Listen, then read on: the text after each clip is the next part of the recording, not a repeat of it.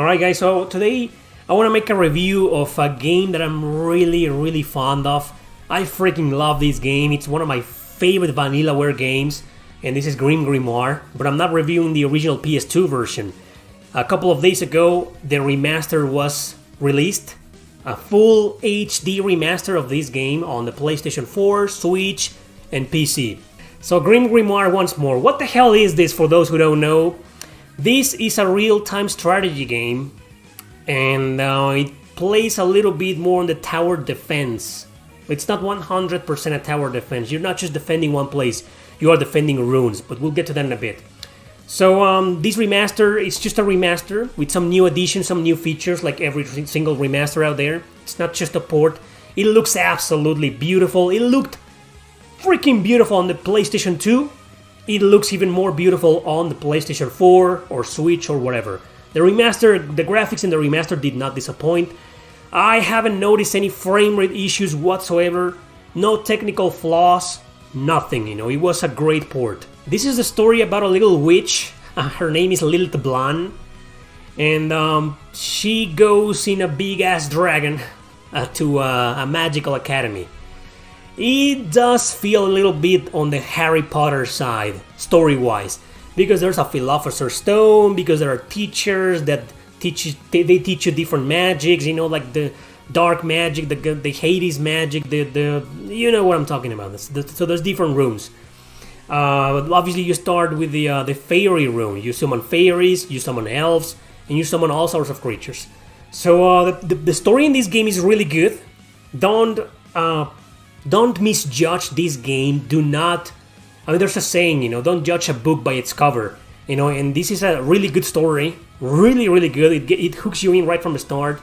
You start your training in the tutorial, but then, something weird happens, and all of a sudden you're in a time loop. You went back in time because someone released the super evil mage, Archmage Calvaros, whose goal is to destroy the academy and destroy the world or whatever, right?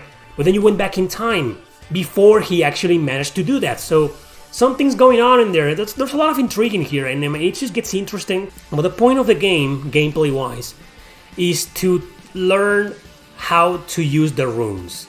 Either on the PS2 version or on the remaster, nothing's changed. It's the same.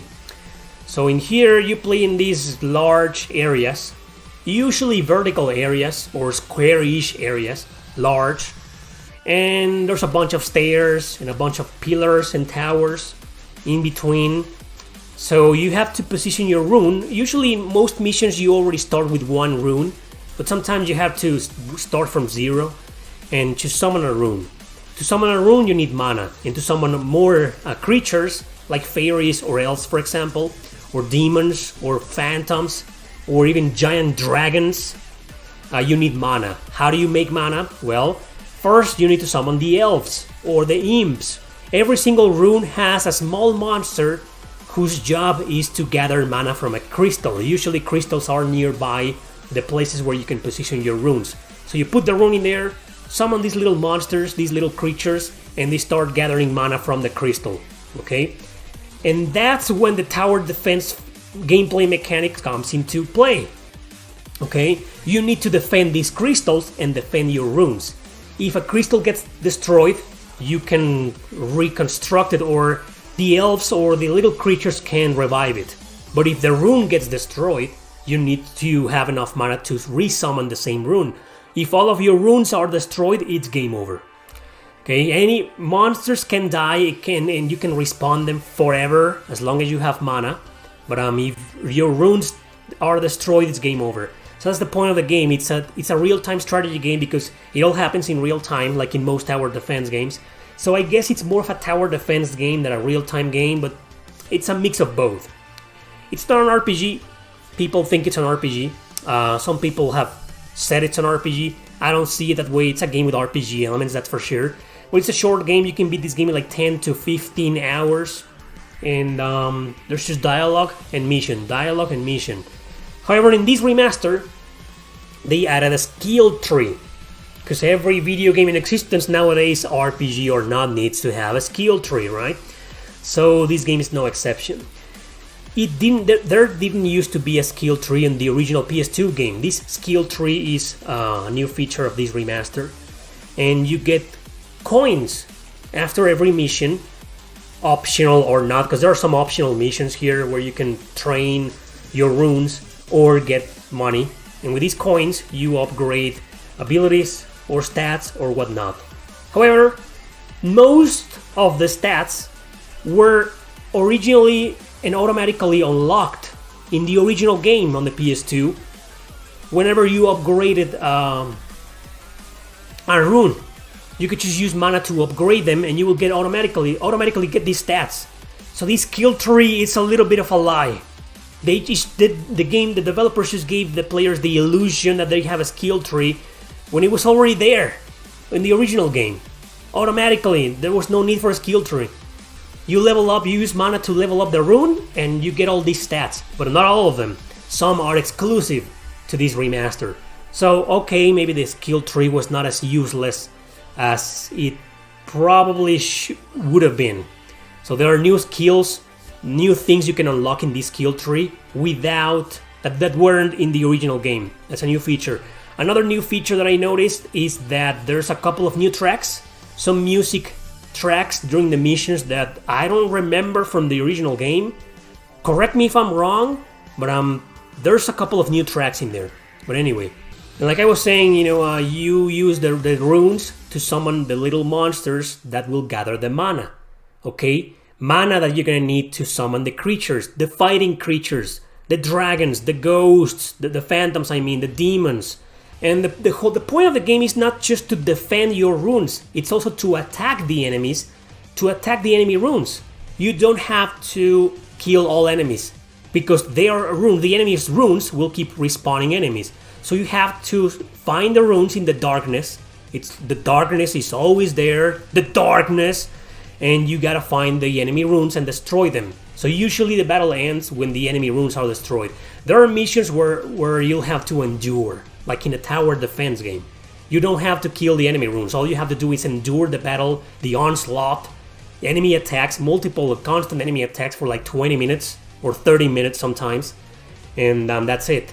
But in those missions, if you don't want to wait 20 minutes, and if you have the strategy, the brains, and the skill power to go and find the enemy runes and destroy them before they destroy yours, the mission ends. You don't have to wait 20 minutes.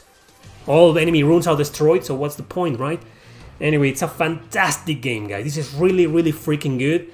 I loved it on the PlayStation 2. I finished the game like 2 or 3 times on the PS2, and I finished every single side mission here.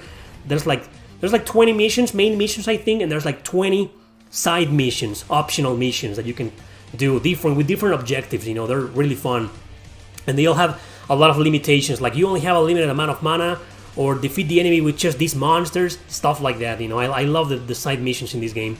But there's one thing, one thing that I want to bitch about, and that is the fact that, well, it's not really a complaint. There's an easy, normal, hard, and very hard mode, I think. The usual difficulty settings in modern video games. However, the original game had the same difficulties, I think, and I beat the game on normal. Some of the side missions are crazy hard.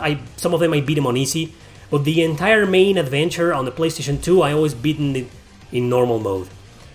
In this remaster, I may be a little bit rusty, but I don't think so, because I've played this game multiple times, but I found the remaster harder, and some enemies, some creatures like the dragon, for example, the game requires more mana.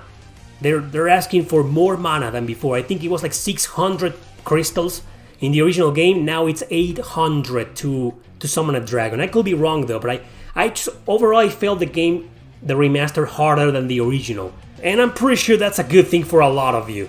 Since you guys are obsessed with hard games or playing everything on hard nowadays. I don't know why.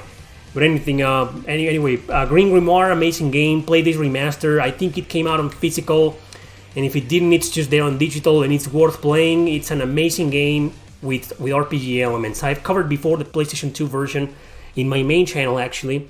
And if you see this game, be it the PS2 version or the remaster, give it a try.